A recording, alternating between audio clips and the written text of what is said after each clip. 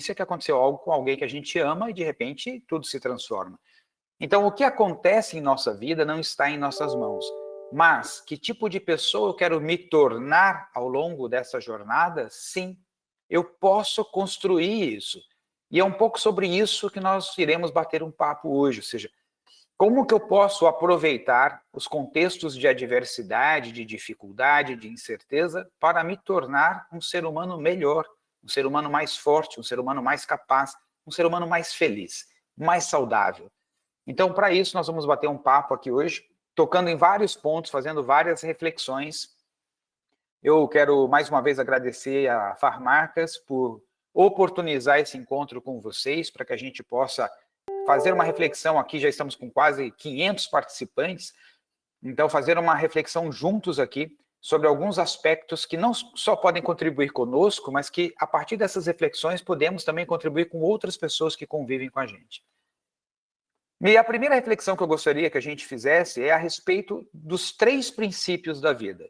Existem 3 princípios. E por que princípio, Gilberto? Porque uma coisa é um princípio sistêmico quando ele funciona no microcelular, ou seja, nas moléculas, e no macrocosmos, quando a gente pensa galáxias, quando a gente pensa estrelas, planetas, sistemas solares, e todas as formas de vida dentro do nosso planeta, dentro do momento que a gente está aqui dentro da biosfera. Tudo segue essas 3 leis, ou seja, são 3 princípios que regem e estruturam tudo o que acontece. Então, a partir desses 3 princípios, muitas reflexões podem ser feitas sobre o momento que vivemos e para aplicar na nossa vida. Eu, particularmente, nos últimos 20 anos, venho aplicando esses 3 princípios na minha vida, tenho levado esses 3 princípios para os clientes que eu atendo, quer seja no 1-a-1 ou nos cursos que nós ministramos. Então, eu queria agora compartilhar com vocês quais são esses 3 princípios e como isso se aplica à nossa vida. Essa vai ser a nossa primeira grande reflexão da tarde de hoje. Bom, o primeiro princípio chama-se impermanência. A impermanência pressupõe que nada permanece como está. Apesar de nós olharmos para algumas coisas e parecer que essas coisas estão sempre ali, não é verdade. Mesmo que seja no campo microscópico, uma cidade está se deteriorando, os carros estão se deteriorando, o nosso corpo também tende a se deteriorar, ele vai se desenvolvendo até uma certa idade, depois isso vai modificando. Enquanto ele está se desenvolvendo é impermanente, porque está sempre algo acontecendo, e depois que ele se desenvolveu, tem o seu declínio, continua em permanência. Então, quer seja subindo, quer seja descendo, a impermanência continua fazendo parte da nossa vida. Eu costumo brincar, se você estiver vivendo o melhor momento da sua vida, curta bastante, celebre, agradeça, ele vai passar. E se você estiver vivendo o pior momento da sua vida, aprenda o mais rápido possível com ele, se desenvolva a partir dele e ele também vai passar. Então, a impermanência significa tão somente que em todo o universo as coisas estão se recombinando, recombinando, recombinando o tempo inteiro. A vida é movimento, a vida é uma combinação de combinações. Isso é a própria criatividade. O que é criatividade? É quando você pega uma informação, conecta com a outra de um jeito que ninguém tinha conectado até aquele momento. E aí você propõe algo novo, algo inédito. Então, criatividade nada mais é do que a própria vida. É você recombinar as coisas de um jeito completamente novo. E é isso que a vida faz. A vida, desde quando esse planeta era uma bola de lava, que liberou gases, que gerou água, que gerou os primeiros seres unicelulares e todo o processo evolutivo até esse momento. Ou seja, toda essa história foi sempre uma combinação de combinações. Foi sempre essa criatividade, ou seja, informações novas se conectando de um jeito diferente. Nós tivemos os dinossauros, hoje eles já não estão mais presentes, várias espécies que existiam já não existem mais, e a vida segue o seu fluxo.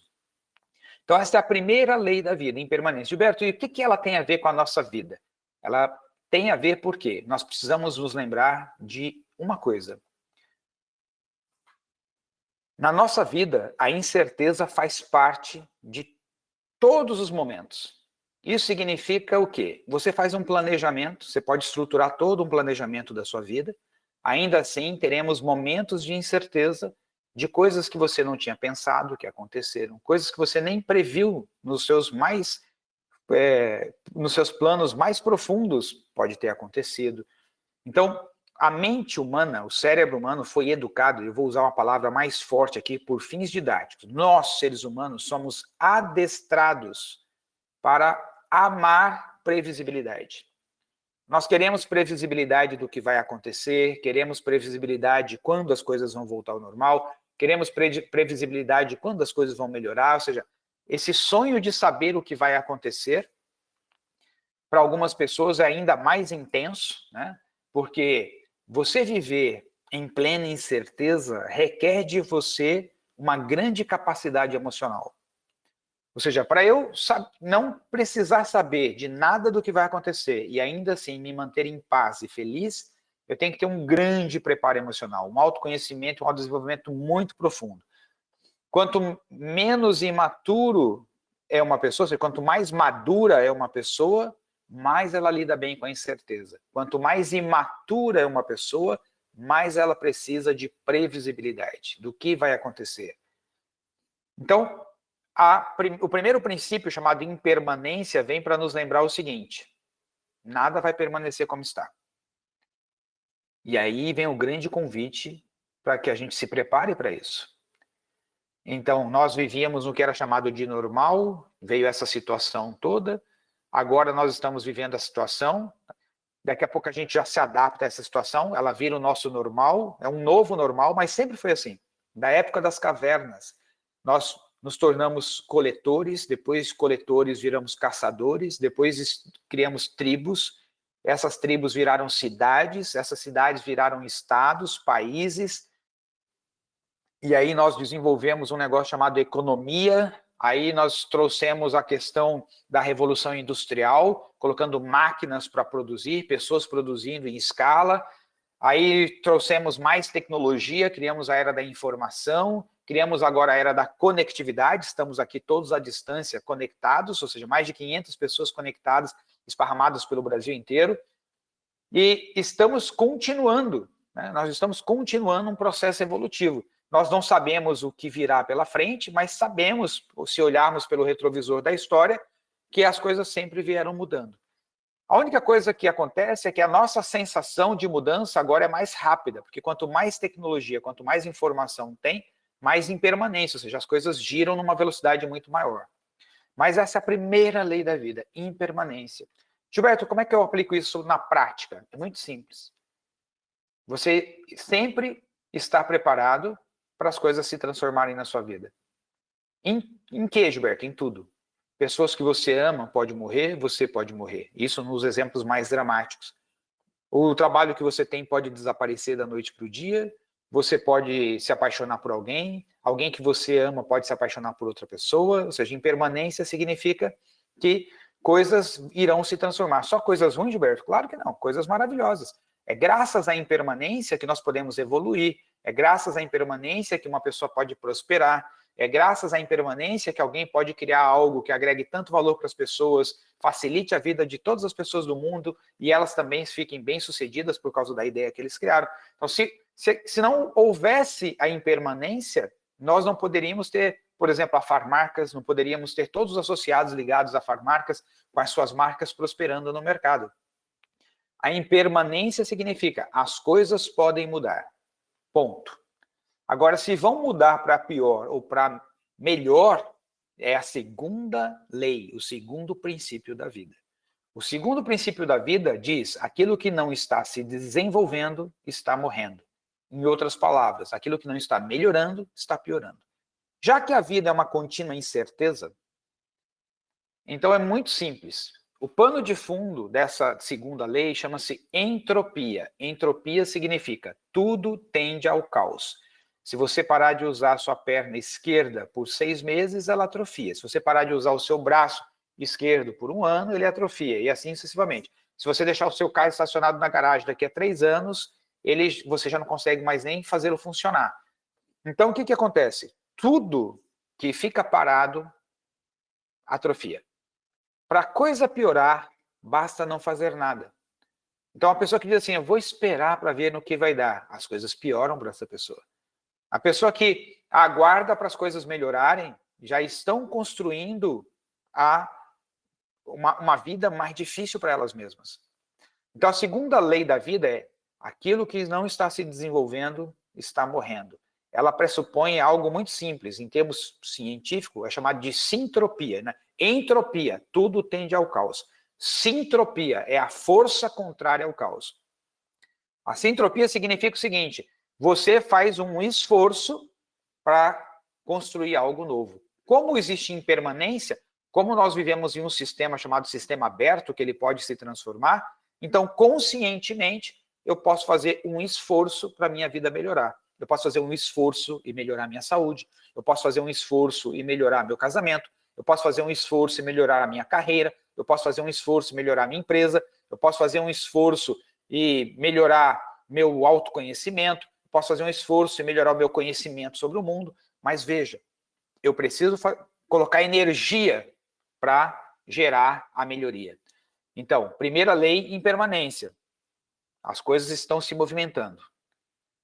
Se eu não faço nada, elas tendem a piorar na minha vida. Então, aprendi isso. O que eu vou fazer? A pergunta que eu tenho que me fazer é: o que eu vou fazer para melhorar? O que eu vou fazer, então, para me desenvolver? Lembra a pergunta que eu comecei o nosso encontro de hoje? Qual versão de mim existirá após a pandemia? Uma versão melhor? Porque só de eu ficar quietinho esperando, o Gilberto que existirá depois da pandemia já está desatualizado ao contexto, à vida que estará acontecendo. Então, essa é a primeira, a segunda reflexão da tarde de hoje é: a primeira, a vida é impermanência. Segundo, aquilo que não está se desenvolvendo está morrendo. Então, guarda isso. Pergunta de ouro para você: o que eu posso fazer diante desse contexto para melhorar? Melhorar como pai, melhorar como marido, melhorar como filho, melhorar como irmão, melhorar como empresário, melhorar como colaborador, melhorar como líder. Se a nossa mente estiver sempre focada no que é preciso fazer para melhorar, então nós estamos aplicando a segunda lei da vida. E tem, obviamente, muito mais chances de prosperar quem faz isso. Então, se eu quero desenvolver o meu corpo, eu, particularmente, foi uma das coisas que eu me predispus a fazer. Eu falei: como é que eu vou aproveitar esse tempo que eu vou ficar em casa?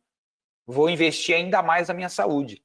Então, comecei a estudar vários treinos, alimentação, e nesses 60 dias que já se passaram, já tem uma transformação que aconteceu. Meu nível de energia, vitalidade, a quantidade de exercícios e repetições que eu faço, a distância que eu estou correndo, tudo está muito melhor. Fruto de uma determinação e de colocar energia para fazer isso acontecer. Então, tudo na vida tem um preço. Estudar tem um preço, não estudar tem um preço. Se dedicar à sua saúde tem um preço, não se dedicar à sua saúde também tem um preço. Então, se eu me dedico ao meu casamento, tem um preço. Não me dedicar também tem um preço. Então, segunda lei da vida, aquilo que você coloca energia, com constância, com dedicação, tende a prosperar. Você pode fazer isso prosperar. É uma escolha sua. Não fazer nada, piora. Mas fazer algo com inteligência pode fazer melhorar. Então, impermanência me permite melhorar ou piorar. É uma questão agora de atitude como indivíduo. Terceira lei da vida. A terceira lei da vida chama-se relevância. Aquilo que não está contribuindo é eliminado no processo evolutivo. Ou seja, tudo que deixa de ser relevante, há um afastamento. Aquilo se deteriora. Eu vou dar um exemplo para que você possa entender na sua própria vida. Você provavelmente tinha muitos amigos no passado que talvez hoje não façam mais parte do seu ciclo de amigos. Por quê? Porque provavelmente algumas pessoas deixaram de ser relevantes, deixaram de agregar valor para você. Quando as pessoas deixam de agregar valor para a gente simplesmente, mesmo que seja inconscientemente, a gente vai se afastando dessas pessoas. Aí você quase não liga mais para a pessoa, quase não troca mais mensagem com ela, daqui a pouco ela simplesmente foi uma pessoa que fez parte da sua história. Não existe mais contato. Quando alguém é muito relevante para você, então naturalmente a relação se aproxima, ou seja, se fortalece. Quanto maior a relevância, mais proximidade. Quanto menos relevância, maior é a distância. Então, qualquer relacionamento que você queira melhorar, quer seja você com seu cliente como empresário, quer seja você com seu chefe, você com seus colegas de trabalho, você no casamento, você com seus filhos, você com seus pais, com seus irmãos, etc. Qualquer relacionamento que você queira melhorar, você precisa ser mais relevante. Gilberto, o que é ser mais relevante? Contribuir mais. Veja, a lei da relevância é: aquilo que não contribui é eliminado no processo evolutivo. E o que é contribuir? Facilitar a vida dos outros. Como é que eu contribuo com a minha esposa? É chegando em casa e ajudando ela nas atividades, é cozinhando, é lavando louça, a gente conversando sobre o que é importante para ela, na vida dela, na carreira dela. Como é que eu contribuo com meu filho? A mesma coisa, vendo o que eu posso facilitar para ele, compartilhar experiências, conversar, me interessar por ele. Ou seja, tudo que eu posso fazer para ajudá-lo a viver melhor vai fazer com que eu seja mais relevante, mais importante para ele. Na hora que a gente passa a ser mais importante e relevante, a relação se fortalece, nós nos conectamos. Então essa pergunta ela é chave, por quê? Eu como profissional, para me tornar relevante, tenho que construir valor, ou seja, facilitar a vida das pessoas, quer seja dos meus clientes, dos colegas que trabalham comigo, dos meus superiores. Na medida que eu sou um empresário, preciso pensar como que eu posso agregar mais valor diante desse contexto com as pessoas que convivem conosco. Então, primeira lei, impermanência, tudo está mudando o tempo inteiro. Segunda lei, dentro dessa mudança, se eu colocar energia concentrada, eu posso fazer as coisas melhorarem. E se eu não fizer nada, as coisas vão piorar. Então, imediatamente, saio da minha zona de conforto, falo, vou colocar energia para fazer melhorar. Definir o plano que eu tenho que fazer para fazer melhorar. Terceira lei, como que eu vou utilizar isso para ajudar mais pessoas? Quanto mais pessoas eu contribuir, quanto mais pessoas eu facilitar a vida delas, naturalmente, mais valor eu tenho. E aí acontece a prosperidade. Então, muitas pessoas perguntam, às vezes, brincando comigo, Gilberto, como é que eu faço para ganhar mais dinheiro? E eu sempre faço a resposta, nem sempre é o que as pessoas querem ouvir, porque eu respondo para elas, você tem que agregar mais valor. No dia que você for mais valoroso, você vai ganhar mais dinheiro. Então, o valor que eu agrego é o valor que eu recebo. Eu sei que é duro ouvir isso, nem sempre é o que a gente gosta, mas essa é a realidade. Na medida que a gente agrega mais valor, as pessoas não conseguem ficar sem o nosso produto, sem o nosso serviço, ou sem a nossa convivência. E, naturalmente, nós recebemos, então, mais valor por isso e prosperamos. Então, o segredo da prosperidade é você ser relevante, é você contribuir com as outras pessoas. É muito lindo isso, porque na medida que a gente se direciona para contribuir com as outras pessoas verdadeiramente, né, ao ajudar as outras pessoas a melhorarem suas vidas, naturalmente prosperamos. Coisa fantástica. Eu acho que os princípios, esses 3 princípios, eles são incríveis, eles se aplicam em todos os aspectos da natureza, a gente não vai ter tempo de entrar nisso aqui, mas se a gente fosse estudar animais coletivos, o que acontece na própria natureza, espécies que desapareceram, você vai perceber que tudo que era relevante continuou e aquilo que era menos relevante foi ficando ao longo da história. Então, assim como as nossas amizades que eram relevantes e hoje não são mais, estão distantes, e as pessoas que estão mais próximas é porque elas têm uma relevância maior para a gente. Então, reflete sobre isso. Essas primeiras 3 reflexões. Então, a primeira coisa que eu tenho para te ajudar aqui a refletir é, diante da impermanência, ou seja, quando acontece aquilo que eu não estava esperando, o que a gente chama geralmente de problema. Né? Eu vou dar uma definição de problema para vocês. Problema é quando o estado atual é diferente do estado desejado. Aquilo que eu gostaria está aqui.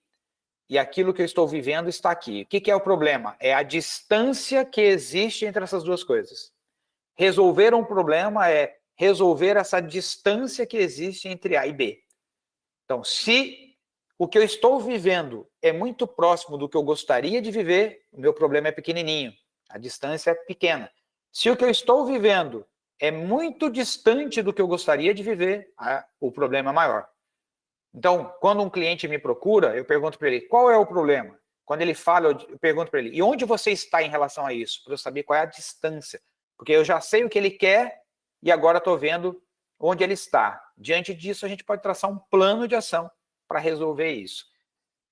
Então, diante da impermanência, né, vão surgir oportunidades. Se eu coloco energia para me desenvolver, para melhorar, para agregar para outras pessoas, minha vida melhora e prospera. Se diante de um problema eu começo a lamentar, reclamar, achar que é injusto, naturalmente eu estou parado, me distanciando cada vez mais da vida que eu gostaria de viver. O mundo continua as suas combinações de combinações, e pode ser que depois eu fique muito distante de construir a vida que eu sonhava. Então, como aplicar essas 3 leis da vida? Tão simples quanto isso. Esteja preparado para a impermanência o tempo inteiro. Esteja lendo o contexto. Esteja sempre considerando a incerteza no seu dia a dia. Você pode planejar coisas incríveis e ainda assim, lembre-se, é apenas uma possibilidade. Pode acontecer algo que mude tudo. Está tudo bem. Faz parte da vida da impermanência. Então você para de lutar, para de brigar com a realidade e começa a fluir com a realidade. Com todas as vezes que um ser humano luta contra a realidade, ele sofre. Então, essa é a definição de sofrimento. Sofrimento é negação da realidade. Uma pessoa sofre quando ela nega o que está acontecendo. Mesmo nos casos mais extremos aos mais simples. Por exemplo, vamos imaginar que eu estivesse esperando alguém e a pessoa está atrasada para o compromisso comigo. E eu estou aqui sofrendo por quê? Porque eu gostaria que a pessoa tivesse chegado no horário. O fato é, ela não chegou. Então, o sofrimento é eu não aceitar que a pessoa está atrasada. O fato, ela está atrasada. Pergunto, o que eu posso fazer para tornar esse tempo produtivo? Como que eu posso aproveitar esse momento? E até que momento eu vou aguardar essa pessoa para que não prejudique o próximo compromisso? Então, uma vez que você olha de uma forma racional para aquilo que de fato está acontecendo, e em cima daquilo que está acontecendo, você traça o seu plano de ação, sem perder um segundo sequer sofrendo, lutando contra a realidade, negando a realidade, achando que a realidade deveria ser diferente do que é. Infelizmente, o mundo não acontece para o nosso umbigo, para o que a gente quer. A vida simplesmente está ali em permanente acontecendo. Então, diante do que está acontecendo, a pergunta é: o que eu posso fazer? Como que eu posso contribuir para que as coisas fiquem de um jeito mais harmônico do que estão agora nesse momento? Então, isso é uma forma de você aplicar muito bem isso. Agora, por que algumas pessoas têm dificuldade com isso, Gilberto? Se é tão simples, é só aceitar que tem incerteza, é só me predispor a me desenvolver e aprender diante das dificuldades, e é só me predispor a agregar mais valor, contribuir mais com as pessoas que eu trabalho e convivo na minha vida. Se é só isso, por que as pessoas sofrem tanto? Por que algumas não conseguem viver nessa fluidez? Então, por causa da programação que essas pessoas receberam ao longo da vida. Algumas pessoas receberam a programação dos seus pais, da forma como foram educadas, da sociedade, dos livros que leram. E aí, fruto da programação que elas carregam dentro delas, elas não conseguem ter essa facilidade de adaptação. Então, eu vou falar agora sobre um termo chamado antifrágil, que está muito ligado ao que a gente chamava aqui na Nortus, antes desse livro ser lançado, inclusive, de auto-organização. Eu até escrevi um livro chamado Organizações Auto-Organizadoras. Poderia ser Organizações Antifrágeis. Mas o Nassim Taleb, sendo um escritor de alcance mundial, ele fez um trabalho fantástico de pesquisa, e ele pesquisou e demonstrou que existem 4 tipos de sistema. Sistemas robustos, sistemas frágeis, sistemas resilientes e sistemas antifrágeis. Eu vou falar sobre cada um deles para que você possa fazer algumas análises na sua própria vida, algumas análises a respeito da sua organização, da sua empresa, nesse contexto que estamos vivendo de pandemia. Então, primeiro vamos falar sobre sistemas robustos. Sistemas robustos são sistemas, empresas, pode ser pessoas, poderia ser um casamento, que estão tão robustos, ou seja, tem convicções tão firmes e fazem as coisas de um jeito só, sempre, que quando a coisa muda, aquilo não sustenta. Então, no caso de empresa, o melhor exemplo que se tem chama-se Kodak. A Kodak era uma das empresas mais robustas do mundo no que se diz respeito a filme fotográfico. Na hora que entrou a era digital, ela era tão forte em filmes fotográficos que ela não teve condições de se readaptar para o mundo digital. O que aconteceu com a Kodak? Ela simplesmente desapareceu completamente do mapa. Então, esse é um exemplo de uma empresa robusta. O que é uma pessoa robusta? É aquela pessoa que quer as coisas de um determinado jeito, que se não for daquele jeito a vida não tem sentido, e aí as coisas mudam, a pessoa adoece, desenvolve um câncer, às vezes comete suicídio. Por quê? Porque ela era tão fechada no jeito que as coisas deveriam ser, que quando as coisas mudam, elas entram em depressão e às vezes até comete suicídio. Então, um exemplo de um casamento robusto, um casamento que foi feito para viver uma determinada situação. Por exemplo, às vezes um casamento estava super bem, até que acontece de nascer um filho que tem alguma necessidade especial e a partir daí o casal se desmorona. Ele era robusto para viver num mundo, num quadro da perfeição. Na hora que surgem as dificuldades, o casamento se desmorona. Então, casamentos robustos, empresas robustas, pessoas robustas, são sistemas que estão estruturados de um jeito que não tem flexibilidade para se adaptar ao novo. Apesar de serem fortes quando as coisas estão do jeito que eles estão desenhados para ser, eles não suportam a variação, né? Porque quando muda o cenário ideal para esses sistemas, eles simplesmente desaparecem. Então, imagina, um casal que se uniram porque estava ganhando muita grana. Na hora que vem a primeira dificuldade financeira, aquele casamento acaba. Por quê? Porque eles eram robustos dentro de um contexto. Mudou o contexto, eles não suportam aquilo e acabam quebrando, acabam se desmantelando completamente. O sistema frágil é um pouquinho diferente, porque o frágil é aquele sistema que qualquer tipo de variação já acusa dificuldade de continuar vivo. Então, um casamento frágil é aquele casamento que está por um fio. Um profissional frágil, aquele profissional que qualquer coisinha que acontece, ele já se desestrutura emocionalmente. Uma empresa frágil é aquela empresa que qualquer movimento no mercado, na economia, na política, ela já não consegue sobreviver. Aquela empresa que tem problema de caixa, não está, sabe, vende o almoço para pagar a janta, então está sempre se equilibrando. Qualquer coisinha que acontece com um cliente, com um fornecedor, de repente a empresa já não consegue mais sobreviver. Então, sistemas frágeis podem ser sistemas novos, que estão começando e sem experiência. Sistemas frágeis podem ser sistemas mais idosos, empresas que já estão ficando ultrapassadas no mercado que atuam, né, e que não desenvolveram um caixa forte para se reinventar. Então, tanto no começo da vida quanto no final da vida, é muito comum a fragilidade, ou seja, qualquer coisa que aconteça do lado de fora pode colocar em risco a vida daquele ser. E, às vezes, alguns sistemas continuam vivos por algum tempo, mas sempre com fragilidade.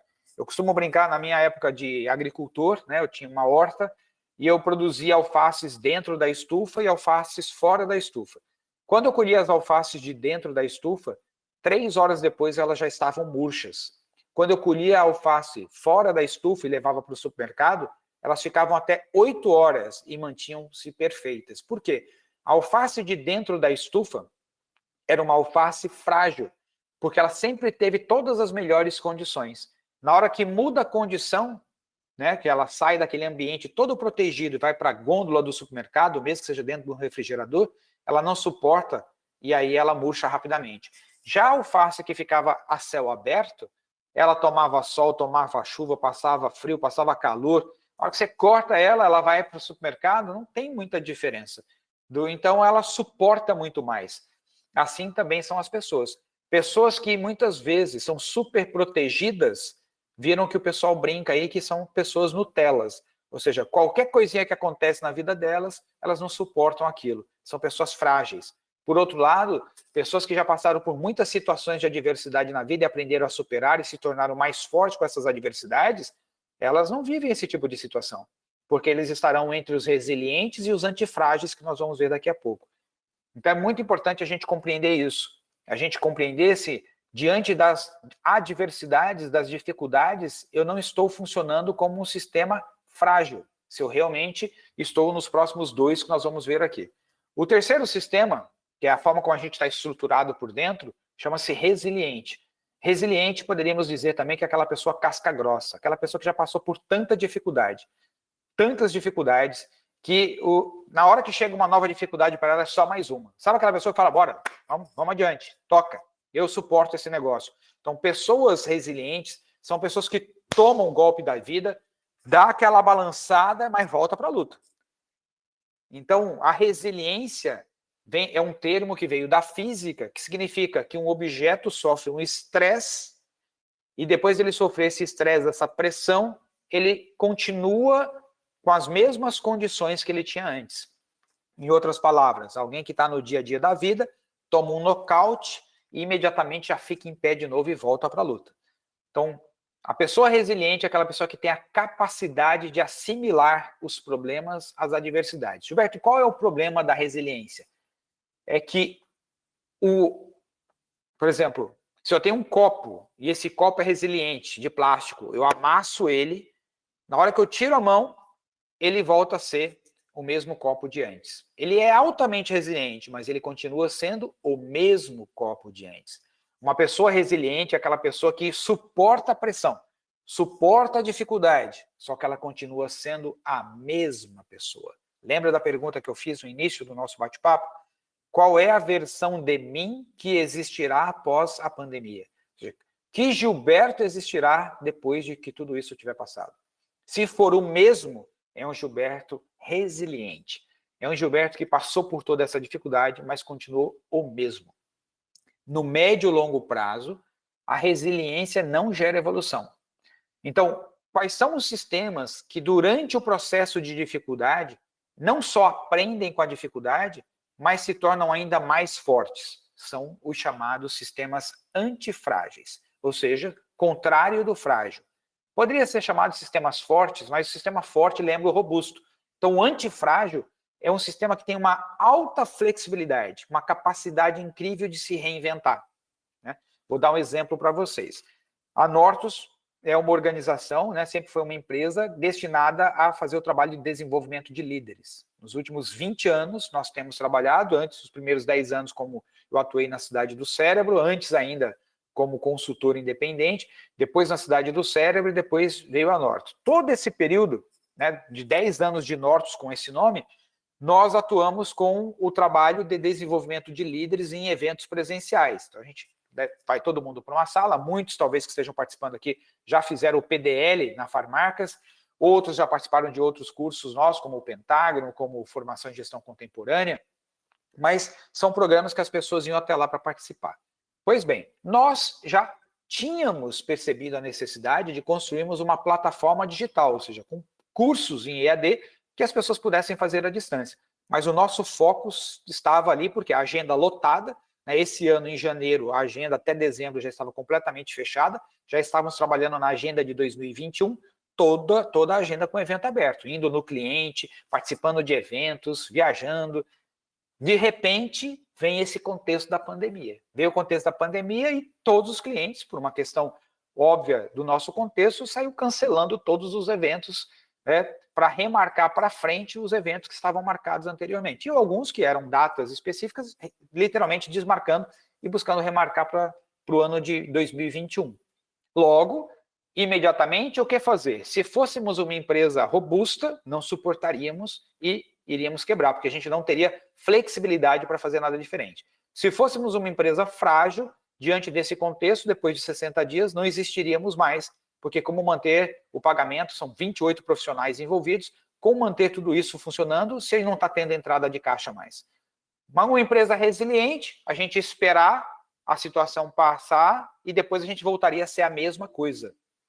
Mas, quando a gente pensa em antifragilidade, é o seguinte, vamos reunir o time e vamos aproveitar esse tempo que estaremos parados, para além de melhorar todos os processos, como que a gente pode encontrar formas de agregar ainda mais valor para os clientes mesmo à distância.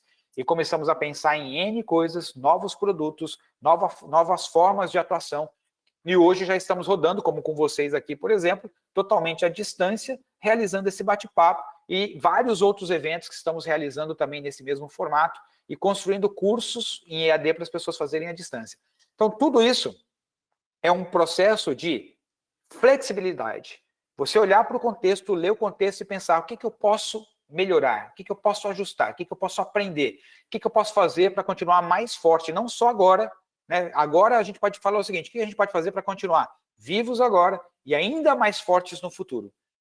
Então tem uma frase do Edson Tamassia, no evento que nós fizemos com a Farmarcas, antes de fazer isso com vocês, só com o pessoal interno, depois que terminou o evento, ele compartilhou comigo uma frase que resumia o evento. E por mais incrível, essa frase ele tinha escrito para um evento que ia acontecer antes da pandemia e que acabou sendo cancelado por causa da pandemia. Então, ele tinha pensado nessa frase antes disso tudo acontecer e no nosso bate-papo falamos sobre a frase. E essa frase é fantástica. Ele diz aqui o seguinte: entender e fazer no presente o que for necessário para continuar prosperando no futuro, seja ele qual for. Olha que lindo isso. Diante do que está acontecendo, vamos procurar entender. Vamos entender o contexto. Fazer uma leitura de contexto com bastante racionalidade e imparcialidade. Lemos o contexto, agora perguntamos, o que a gente precisa fazer agora? Se a gente fizer agora, além da gente se fortalecer, nos mantermos vivos, nós estaremos mais fortes e prontos para prosperar no futuro, seja ele qual for. Então, se nós colocarmos esse tipo de programação na nossa mente, veja, não tem espaço para você perder um minuto sequer com qualquer tipo de reclamação. Ah, mas como as coisas vão ficar? Será que a coisa vai ficar mais difícil? Por que isso foi acontecer? Estava indo tão bem, isso não é justo. Ah, o que o nosso país está passando, esse governo não sei o quê. Cada segundo perdido com reclamação, cada segundo perdido projetando medo, automaticamente tira de nós a condição de agirmos imediatamente naquilo que é essencial para não só continuarmos vivos, mas construindo as condições para prosperarmos mais adiante, no futuro, seja ele qual for. Então, essa mentalidade protagonista é uma mentalidade a ser desenvolvida, porque a nossa educação, como eu já falei, é uma educação que geralmente produz pessoas para a vitimização. Quando nós somos crianças, nós assistimos os nossos pais ficarem nervosos quando eles têm problemas. O que uma criança aprende? Problema igual estresse. Problema é algo ruim. Se uma criança começasse a aprender o seguinte, problema é uma oportunidade.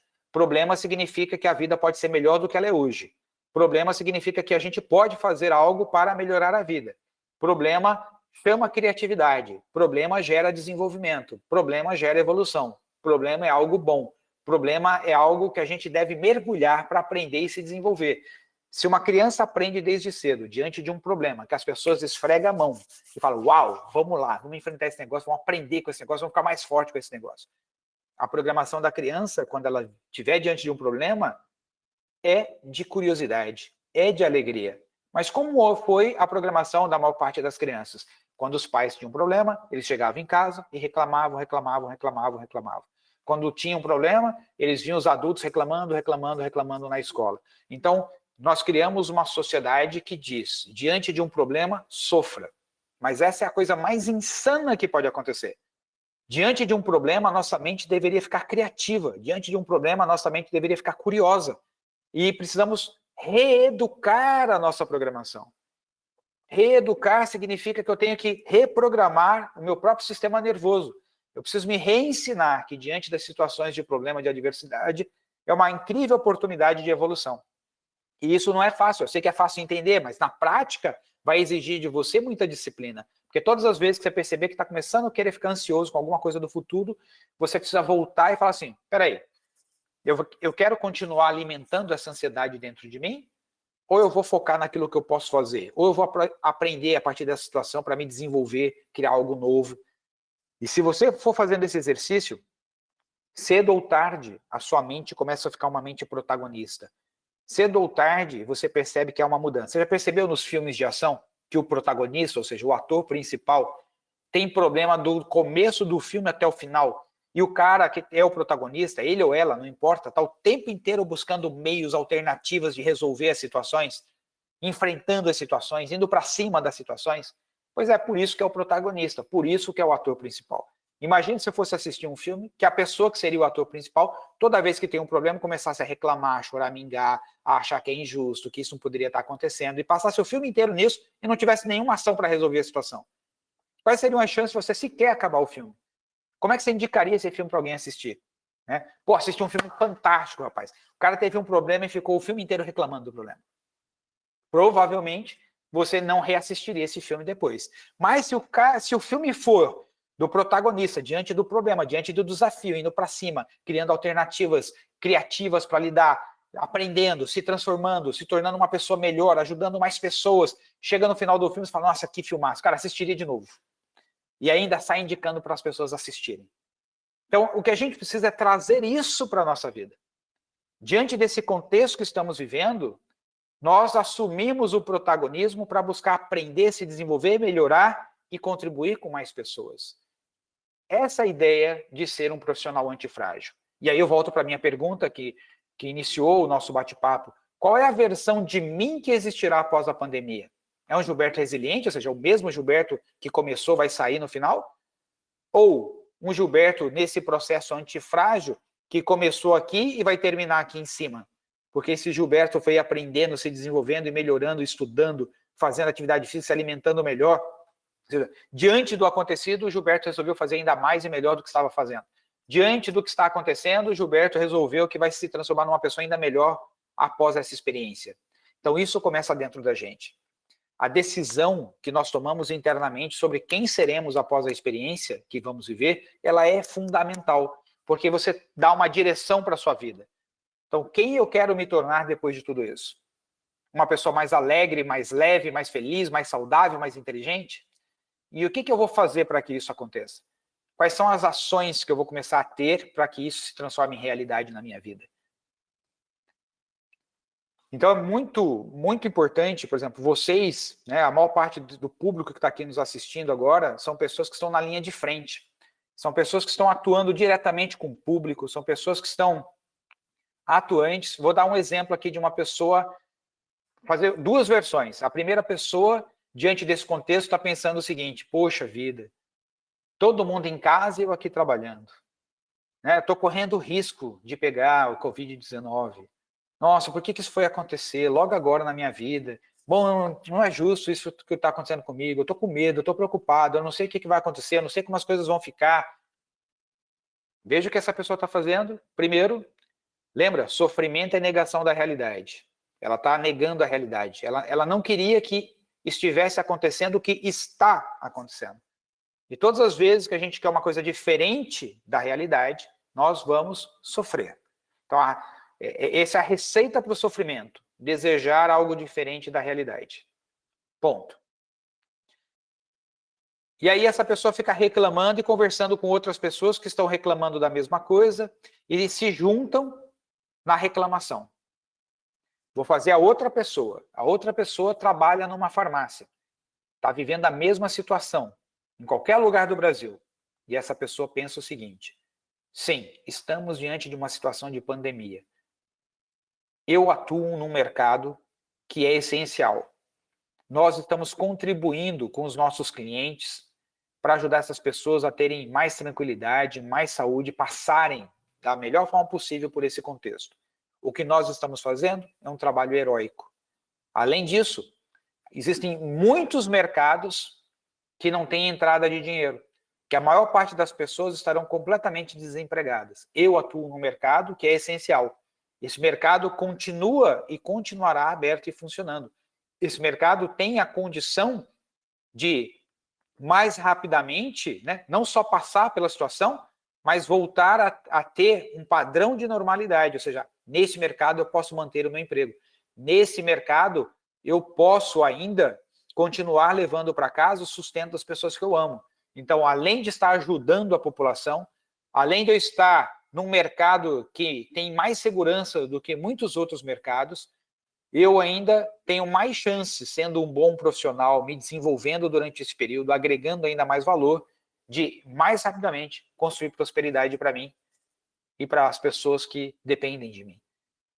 Então, qual dessas duas pessoas tem mais qualidade de vida dentro de si? A que vive reclamando da situação, achando injusto o que está acontecendo com ela, ou essa pessoa que olha para a situação como uma oportunidade, como uma bênção, como uma dádiva, e uma oportunidade dela prestar um serviço, dela contribuir na comunidade? É óbvio que é essa pessoa aqui. O nosso organismo só pode viver em dois possíveis estados emocionais: num estado de bem-estar, num estado de mal-estar. Só existem esses dois estados para o ser humano. No estado de mal-estar, como é que vive a pessoa?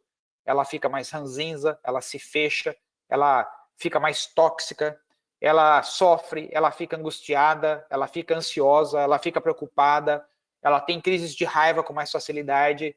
E essa pessoa está prejudicando a própria saúde e a saúde de todos à sua volta. Então, além da pessoa não estar bem, ela aumenta para que outras pessoas também. Por outro lado, você tem a outra pessoa que escolheu viver em bem-estar. Essa pessoa que escolheu viver em bem-estar, o que ela está fazendo? Ela olha para as coisas de um jeito positivo, ou seja, o significado que ela dá para o acontecimento. Eu estou prestando um serviço diferenciado na minha comunidade, eu estou fazendo algo heróico, ao mesmo tempo faço parte de um mercado que ainda está ativo, tenho chances de conseguir levar o sustento para minha família, né? Então, tudo isso está acontecendo. Muito obrigado por eu ter essa oportunidade de, além de estar no mercado ativo, poder continuar trabalhando e fazendo a diferença no mundo. Essa pessoa em bem-estar, ela fica mais criativa, tem mais saúde e, naturalmente, se relaciona melhor com as pessoas que estão à sua volta. Além dela estar bem, ela ajuda outras pessoas a ficarem bem. Então, se nós pararmos para analisar, é uma questão de uma observação muito simples.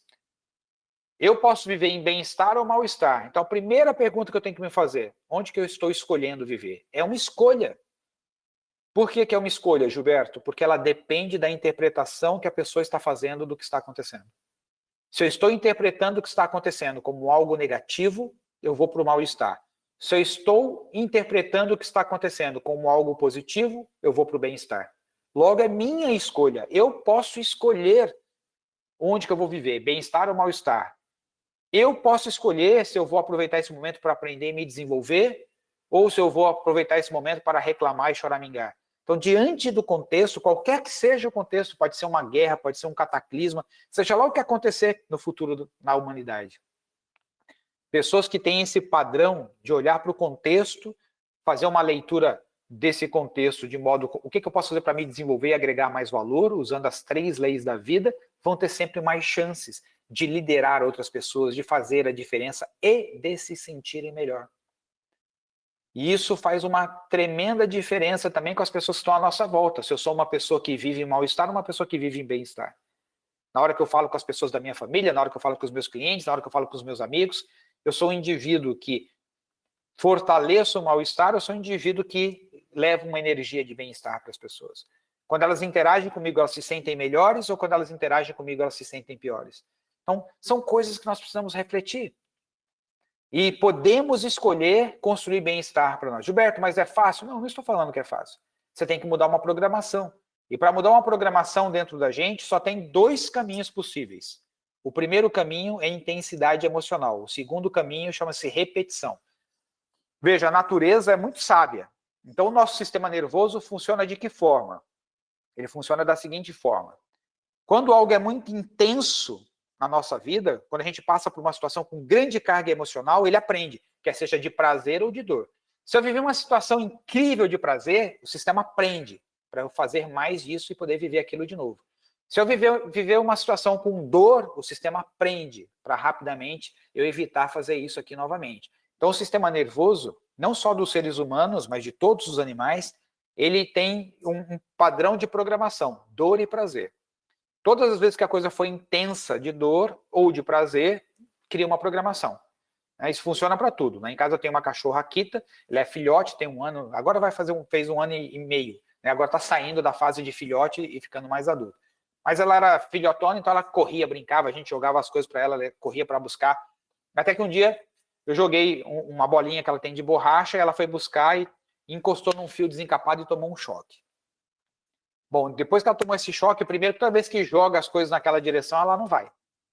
E agora, tudo que ela vê que parece um fio, ela evita. Ela dá a volta. Por quê? Porque houve dor. Na hora que houve dor, o sistema dela aprendeu, evita esse negócio. Tão simples quanto isso. O ser humano é a mesma coisa. Ser humano, por quê? O sistema nervoso autônomo funciona igual em todos os animais, inclusive nos humanos. Então, muitas programações que nós temos foram programações forjadas em momentos de sofrimento na nossa vida, em momentos de dor. Então, aquilo, no momento de dor eu aprendi que eu tenho que sofrer, no momento de dor eu aprendi que eu tenho que reclamar, e agora esse negócio está programado dentro de mim. Outra pessoa pode, no momento de dor eu aprendi que eu tenho que enfrentar, que eu tenho que ir para cima, que eu tenho que aprender, que eu tenho que me desenvolver, que vou ficar mais forte, e ela reage de uma forma diferente. Então, intensidade emocional é uma das programações, de dor ou de prazer. A outra é repetição. Todas as vezes que eu perceber que eu estou entrando num tipo de ansiedade, pensamento compulsivo, que as coisas vão dar errado, automaticamente eu olhei a minha mente indo nessa direção, eu seguro ela.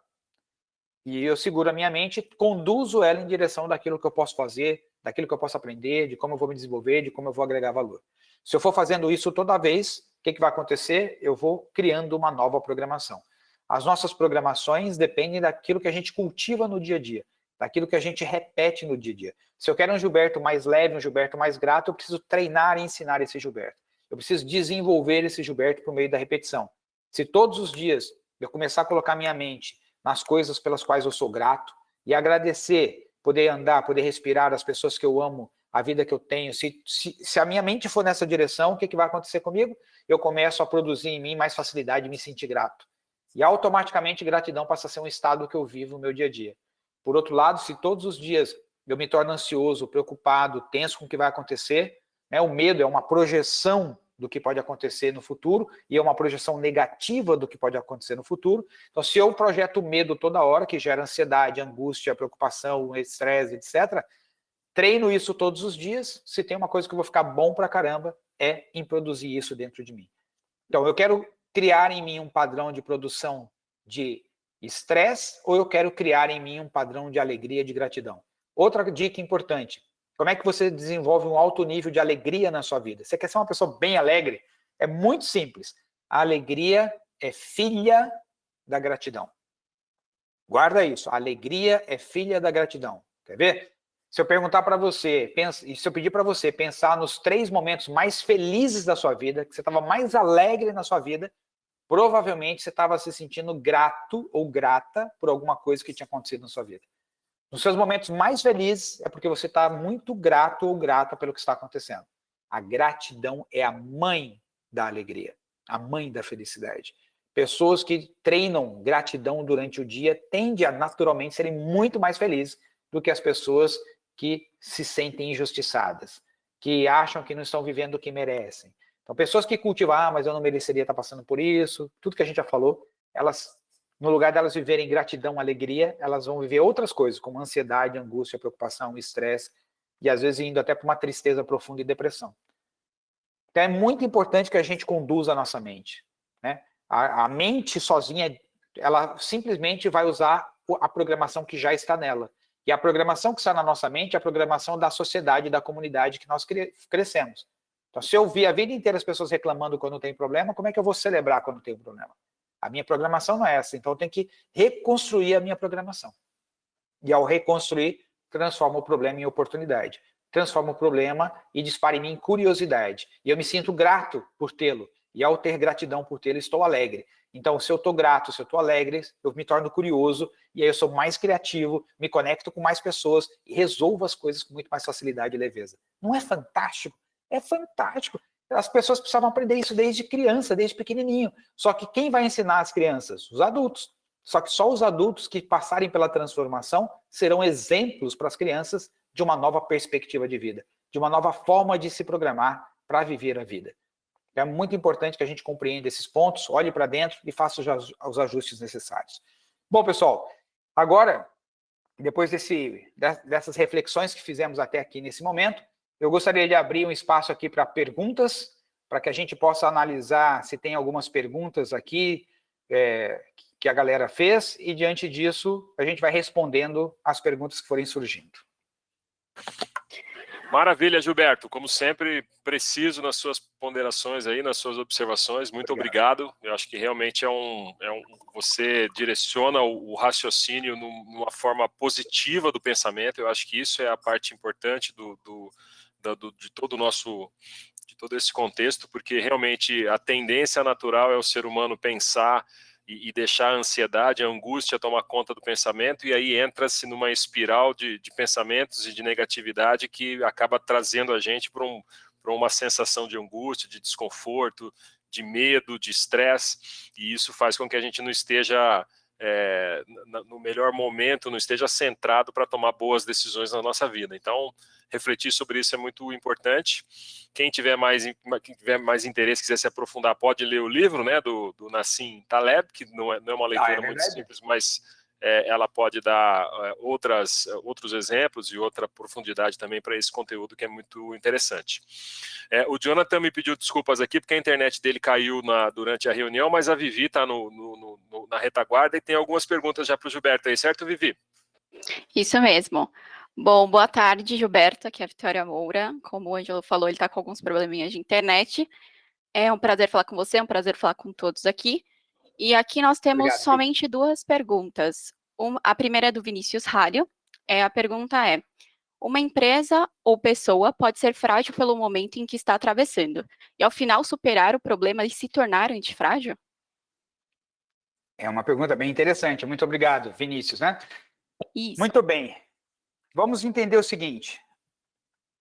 Se no processo a pessoa aprendeu, se desenvolveu, se fortaleceu, se tornou mais capaz para lidar não só com esse mesmo tipo de situação, mas com outras situações que possam acontecer no futuro, na verdade ela já não era frágil, porque a predisposição em aprender e se desenvolver já é antifragilidade. Então, o nosso organismo, ele foi desenhado pela natureza, pela vida, para ser antifrágil. Nós recebemos um vírus, E se a gente tem as condições, o que, que o corpo faz? Aprende com ele, aprende a lidar com ele, constrói os anticorpos e se torna mais forte, não só para esse, como outras variações do mesmo. É assim que a gente veio ao longo de todo o processo evolutivo, com vários vírus que fizeram parte da história da humanidade. Então, os vírus nos tornaram mais fortes. É claro que alguns sistemas não conseguem suportar o ruído e não continuam vivos. Por isso que as pessoas que têm comorbidades, por isso que as pessoas que têm dificuldade, precisam ser protegidas num contexto como esse. Mas o organismo, foi criado de uma perspectiva antifrágil, para aprender. Então, sempre que um sistema, quer seja uma pessoa, uma equipe, uma empresa, ou que seja o corpo de uma pessoa em relação à saúde, aprende a lidar com o ruído, que seja, pode ser uma doença, um vírus, uma bactéria, seja lá o que está acontecendo, e se fortalece a partir dessa experiência, é antifrágil. Essa experiência foi uma experiência de antifragilidade. Agora, o que pode acontecer é que em algumas áreas da nossa vida nós somos mais frágeis que em outras. Por exemplo, há áreas da nossa vida que a gente não suporta qualquer variação. Qualquer coisa que aconteça nos coloca para baixo. E há outras áreas da nossa vida que a gente desenvolveu mais potência, mais capacidade de lidar com variações. Então, numa área da vida eu posso ser mais frágil que outra? Com absoluta certeza, sim. E essa é uma reflexão muito importante de se fazer. Quais são as áreas da minha vida em que eu me percebo mais frágil e também quais são as áreas da minha vida que eu sou mais resiliente, que eu tenho uma casca grossa, suporto mais pressão, e quais são as áreas da minha vida que eu sou antifrágil.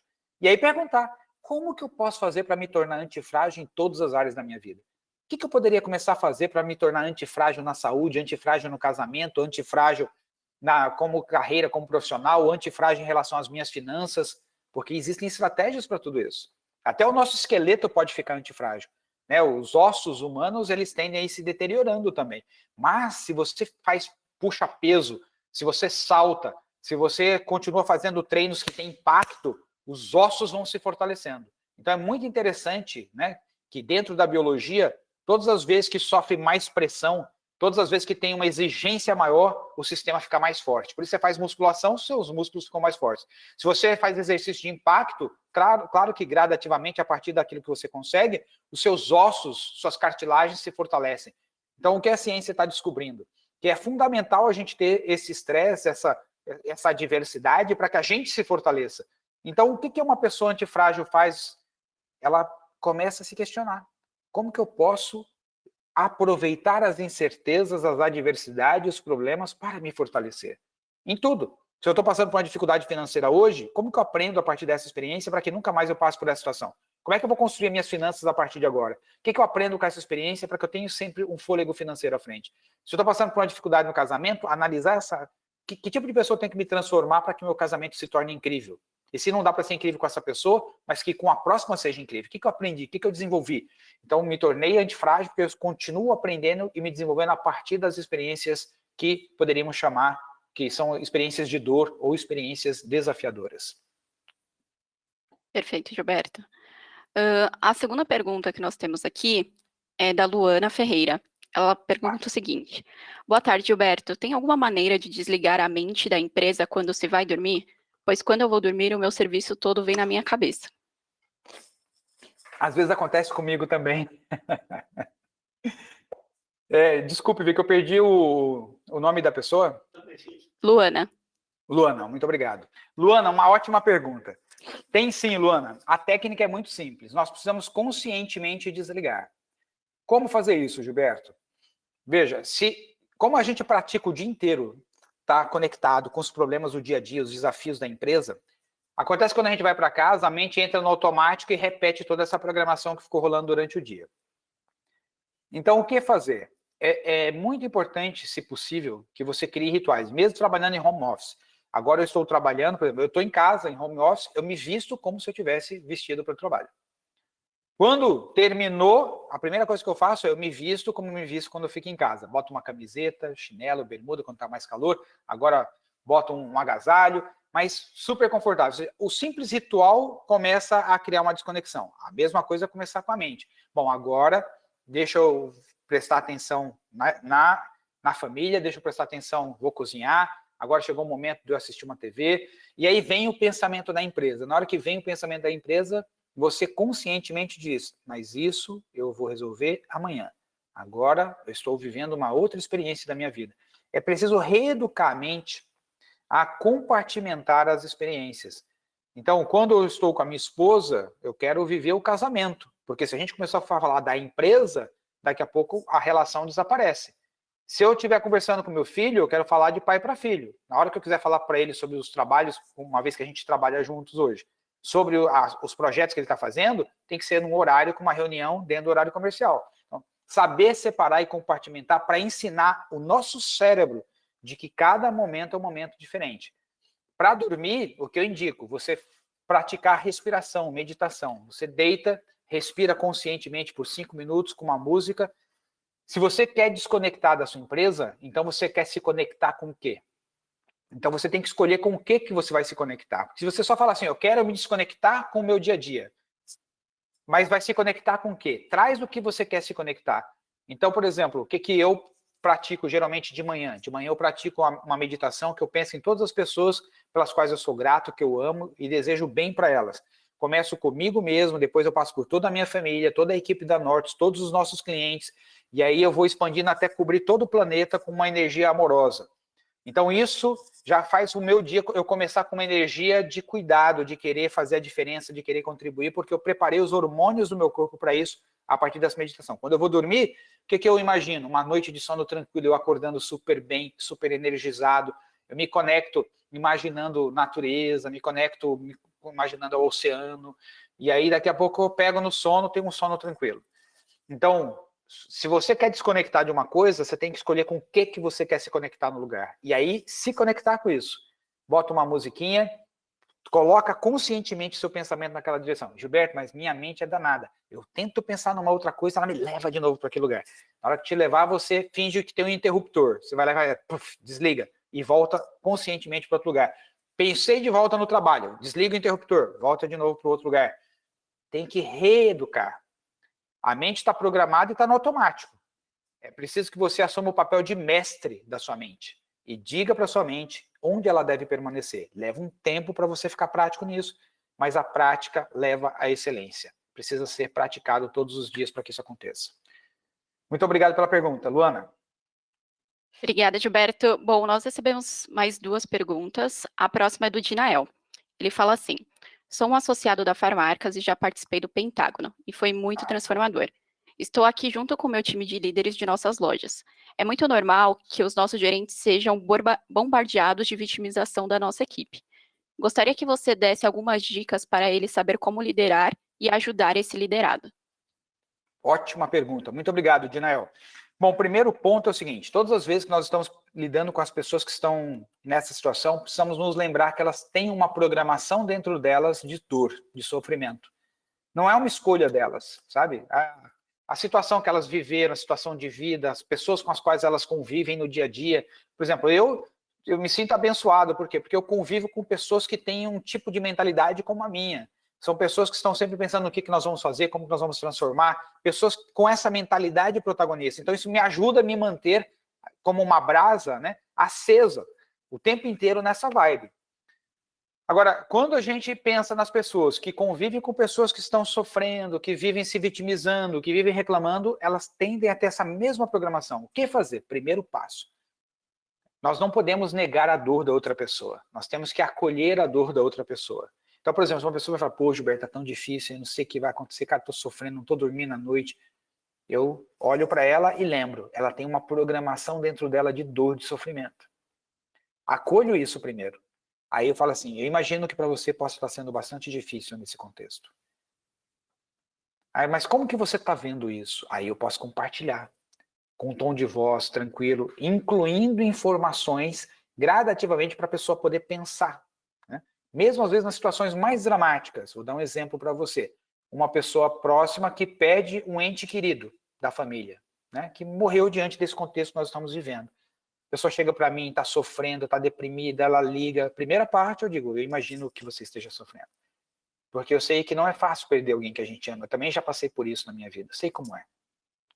Mas ao mesmo tempo eu sei que também existem várias outras pessoas que você ama e que também te amam e que continuam vivas. E a nossa vida é isso, uma hora começa, uma hora termina. Então, diante desse contexto, você pode escolher ficar conectado com a dor da pessoa que se foi.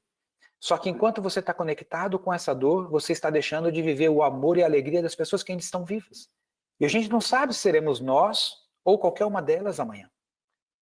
Então, entendo que existe a dor, e ela é legítima, ela pode ser vivida intensamente, mas lembre-se também que você também tem pessoas que você pode se conectar no amor e se sentir grato por elas ainda estarem aqui e poder viver essas experiências da forma mais intensa possível. Então, o que acontece? Você planta a sementinha, ajuda a pessoa a perceber que ela pode olhar para aquela mesma situação de um jeito diferente. Às vezes, uma vez, 2 vezes, 3 vezes, 4 vezes. Outra coisa importante, você não muda a programação de uma pessoa porque você falou uma vez. Às vezes até que dá certo, mas não é padrão. O padrão é pela repetição. Então, por exemplo, uma situação pessoal que eu vivi recentemente, uma pessoa da família num processo de depressão diante do contexto que nós estamos vivendo, e eu fiz um trabalho com essa pessoa durante uma semana, acolhendo a dor, acolhendo a forma como ela pensava, mas colocando sementinhas para ela analisar. Ontem, quando eu falei com essa pessoa, ela estava completamente diferente, fez até piada. Falei, uau, ela está fazendo piada.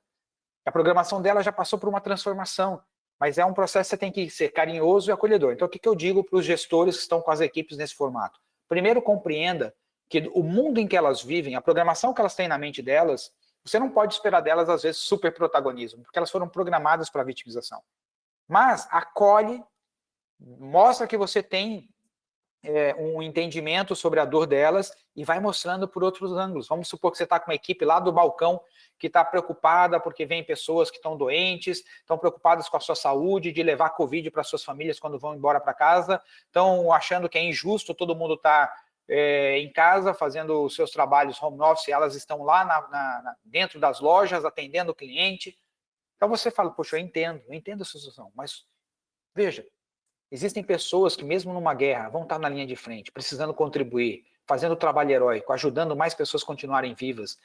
Existem pessoas que vão precisar atuar em mercados que continuem vivos, que recebam seus salários, que tenham como levar para suas casas, né, o sustento, porque por mais que exista alguma ajuda do governo, mas isso não vai perdurar por muito tempo. Então, você fazer parte de um mercado que continua vivo, você poder estar fazendo a diferença, ou seja, aquilo que eu falei um pouco antes durante o nosso bate-papo. O gestor precisa ajudar as pessoas a irem percebendo por esse ângulo e conversando com as pessoas, mas de forma acolhedora, amorosa, porque nessa hora a pessoa vem reclamar comigo que ela está com medo da situação e eu digo para ela o seguinte, deixa de mimimi, é muito mimimi, vai ser protagonista, para de vitimização, não aguenta esse negócio não. Não vai ajudar, porque aí você vai dar uma patada na pessoa.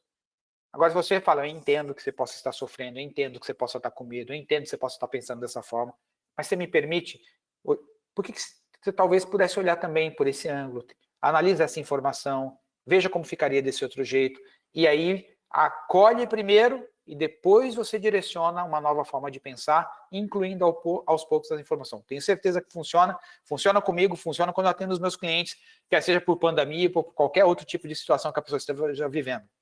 Às vezes eu atendo empresários com empresas gigantes, com faturamentos de milhões, até mais de 1 bilhão por ano, e a pessoa está entrando em depressão porque está em risco de perder tudo, fruto de escolhas que ela fez e da forma como ela conduziu o negócio dela.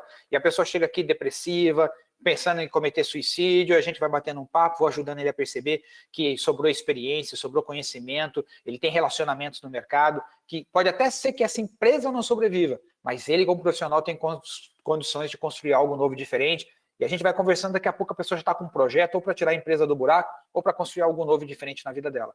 É o mesmo processo. Então, essa é a minha dica para você que está aí com seus gestores, supervisores, atuando com o pessoal que está na vitimização lá no dia a dia. Perfeito, Gilberto. E a última pergunta é da Natália. Ela gostaria de saber como podemos agir quando existem 2 grupos de pessoas no mesmo ambiente de trabalho, as do bem-estar e as do mal-estar. Excelente pergunta. Muito bem, Natália. Eu acho que o primeiro passo é fortalecer ainda mais as pessoas que estão no bem-estar. Ajudá-las a permanecerem no bem-estar. Conversando com elas, né? Estimulando elas a continuarem pensando na forma como elas pensam, porque isso faz com que elas se sintam como elas se sentem e gera os comportamentos que elas têm. E nas pessoas que estão em mal-estar, se aproximando e tendo conversas pessoais com essas pessoas. se aproxima delas, chama para um bate-papo e usa o método que eu acabei de explicar anteriormente. Acolhe a dor delas, acolhe a forma como elas veem, mas gradativamente você vai ajudando elas a irem transformando a percepção delas. Você vai ajudando elas a tomarem mais consciência do que elas podem fazer. E aí vai ajudando a transformar como elas estão se sentindo, que muda como elas estão se comportando. É sempre esse o formato. Ajuda as pessoas a começarem a enxergar as coisas diferentes. Elas vão começar a pensar de uma forma diferente. Elas vão começar a se sentir de uma forma diferente. Daqui a pouco elas estão se comportando de uma forma diferente. Então, como líderes, nós estamos sempre atuando na forma como as pessoas estão percebendo e vendo as coisas, ajudando elas a pensarem diferentes. O resto é natural. O resto é o processo da natureza. Se eu começo a mudar a forma como eu penso, muda a forma como eu me sinto, que muda a forma como eu me comporto. Como líder, você só precisa dar os primeiros passos. Sabe quando aqueles carros antigos a manivela? Você tinha que... e o motor pegava? Pois é, liderança é isso. Você ajuda as pessoas a verem as coisas de um novo jeito, ajuda elas a pensarem de um novo jeito, o resto engata e vai sozinho. Esse é o nosso trabalho mesmo. Quem está na função de gestor, não tem choro nem vela, nós temos que soprar a brasa e manter a brasa acesa e o fogo vivo o maior número de tempo possível. Muito Ótimo, bem, Gilberto. Gilberto. Obrigado, Vivi. Acho que não temos obrigada. mais nenhuma pergunta, nosso tempo também está chegando ao final. Gilberto, pela manhã você teve a oportunidade de conversar com uma parte da nossa equipe e trouxe uma notícia bem interessante, né? Uma oportunidade exclusiva para o pessoal da Farmarcas, então fique à vontade para oferecer para a galera que está na sala também. Somos mais de 500 pessoas aqui. Tá joia. Bom, pessoal, é o seguinte, como eu conversei com vocês, uma das coisas que nós fizemos internamente foi, à luz de todas as dificuldades que os gestores geralmente trazem quando elas estão em evento conosco, poxa, Gilberto, como é que eu engajo a minha equipe? Gilberto, como é que eu faço o desenvolvimento das pessoas? Como é que eu seleciono a pessoa certa para cada função? Como é que eu sei que eu estou com as pessoas certas na minha empresa para fazer a empresa crescer e chegar onde ela pode chegar? Gilberto, como é que eu desenvolvo uma mentalidade de liderança para lidar com momentos de adversidade? Então, essas perguntas que foram acontecendo ao longo desses anos todos fez com que a gente pensasse em um programa que funcionasse à distância diante desse contexto que estamos fazendo. E durante 15 dias, então, me dediquei a construir um programa onde acabou se transformando em 70 aulas que serão gravadas, essas aulas, respondendo, não só respondendo, mas ensinando passo a passo, desde como você desenvolve primeiro bloco, como você desenvolve a sua mentalidade de líder para lidar com qualquer tipo de contexto desafiador, como você constrói a sua mentalidade de líder no contexto contemporâneo, depois, como que você estrutura uma equipe, desde de como você cria um propósito para a sua equipe, como você cria a identidade da equipe, como que você estrutura para trazer as pessoas certas para os lugares certos, a arquitetura dessa equipe, depois, como que você seleciona os melhores para trabalhar contigo, verifica se os que estão contigo realmente são as melhores pessoas para realizar o projeto que você quer, como que você mede o desempenho das pessoas, como você conversa com o desempenho, como que você dá feedback sobre o desempenho com as pessoas, como que você ajuda as pessoas a terem uma agenda estruturada para terem um foco naquilo que é primordial. Depois, como que você faz o processo de desenvolvimento, de mentoring, de coaching, para fazer a sua equipe crescendo junto contigo e dando o suporte que a organização precisa para continuar crescendo. Então, quando a gente desenhou todas essas aulas, acabaram se transformando em 70 aulas, e esse é um programa que a gente começa a gravar amanhã. Ele será todo um programa que vai ficar todo gravado, então as pessoas vão poder assistir quando quiserem, precisam para isso só da internet, então elas se conectam, assistem o conteúdo que elas podem fazer de casa durante o dia, chama microlearning, porque são várias micro-reflexões, você vai aprendendo com vídeos curtos, alguns maiores, porque tem demonstração. Por exemplo, nós vamos fazer uma demonstração de como você entrevista uma pessoa, nós vamos fazer uma demonstração de como você demite uma pessoa, nós vamos fazer uma demonstração de como você faz gestão de conflito quando duas pessoas estão brigando e discutindo. Então, nós vamos pegar situações que acontecem no dia a dia e vamos te mostrar. Primeiro a gente vai te ensinar como fazer e depois a gente mostra para você como é que a gente faz na prática. Igual quando você estivesse no YouTube assistindo fazer uma pizza. Como que eu faço a massa, o molho, a gente vai te ensinar tudo passo a passo. Na sequência certa de você estruturar uma equipe. Então, o curso, ele está ficando todo já... o desenho está pronto, as aulas já estão todas criadas e começa a gravar amanhã. Então, diante dessa oportunidade, como a gente estava falando com vocês, sendo a Farmarcas e a Febrafar parceiros que sempre foram muito fortes conosco, nós estávamos pensando em como dar a contribuição. Aquilo que eu falei para vocês, a gente vive realmente essas 3 questões. Impermanência, como que a gente pode se desenvolver diante do que está acontecendo e como que a gente pode agregar mais valor. E aí nós fizemos a pergunta, o que a gente poderia fazer para o time da Farmarcas, da Febrafar, as pessoas que participarão amanhã do evento, de modo que a gente pudesse dar uma grande contribuição para eles pudessem ter o melhor resultado possível, né, em termos de empresa nesse mercado e no próximo que vai surgir diante do que a gente está vivendo. E aí a gente falou, pô, esse seria o curso ideal, porque esse curso responde às maiores dúvidas dos gestores de loja, quem já fez a formação em gestão contemporânea, mas tem dificuldade de trazer os gestores por causa do investimento, poderia, com um investimento muito menor, ter todo o time alinhado, na mesma linguagem, com as mesmas ferramentas. E aí, esse programa, que vai custar R$ 2.700, depois vocês vão perceber quando a gente for fazer o lançamento dele, esse é o valor do programa, nós decidimos fazer, para quem, obviamente, se interessar por ele, só nas próximas 24 horas também, porque a gente está fazendo um preço super diferenciado. Quem nos conhece sabe que a gente não faz essa política de desconto, é realmente uma perspectiva de uma parceria, que a gente está fazendo isso com vocês. Então, nós trouxemos para R$ 900 esse valor, dessas 70 aulas, né, que você, uma vez adquirido, você pode adquirir para você pode adquirir para os seus gestores, supervisores de loja, quem tem equipes, né, porque necessariamente esse curso é para quem tem equipes. Então, por R$ 900 você vai ter acesso a um incrível material, super completaço. Então, de 2.700, a gente está falando de 1/3 do valor. Você vai ter acesso por estar conectado à Farmarcas Febrafar. E esse valor não existirá aberto. A gente pode até, em alguns momentos, fazer alguma promoção. Esse valor que eu estou fazendo aqui com vocês não existirá mais, além deste momento, para vocês, nas próximas 24 horas. Então, para quem tiver interesse, ou para si... Gilberto, eu quero conhecer o que trata cada aula. Você entra nessa página que eu vou te passar aqui agora, que é nortus.com.br/farmarcas. Tão simples quanto isso. nortus.com.br/farmarcas.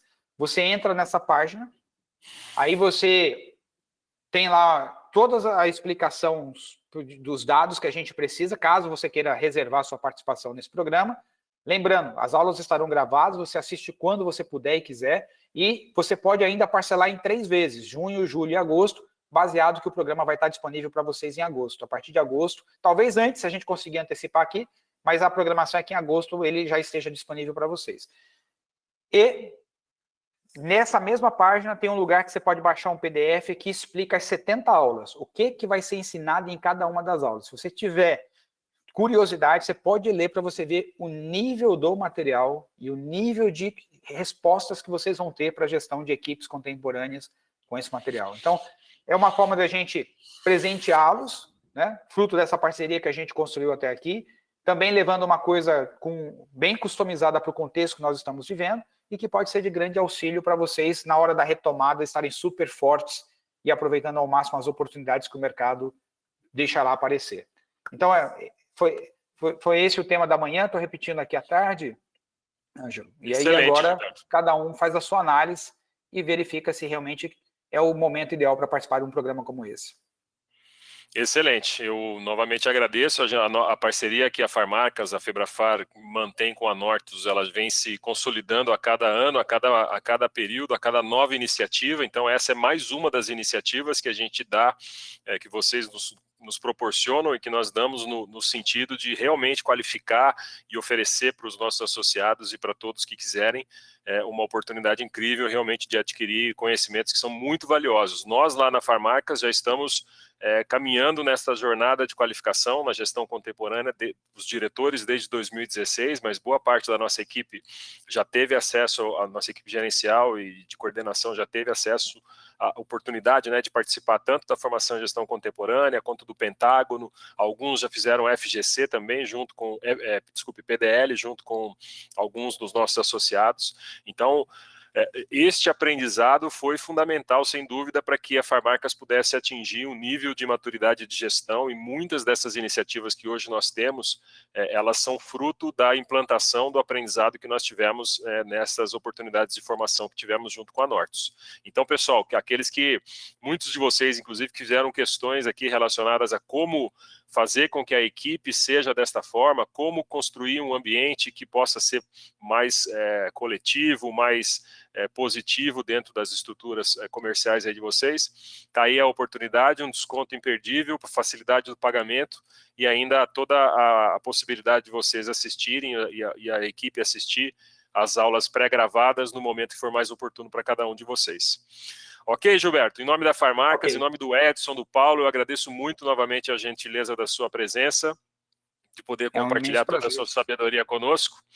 E agradeço também a todos os nossos associados que puderam tirar um tempinho da sua tarde de hoje para investir no seu desenvolvimento pessoal e na evolução do pensamento, para que todos possam dar um passo no sentido da evolução.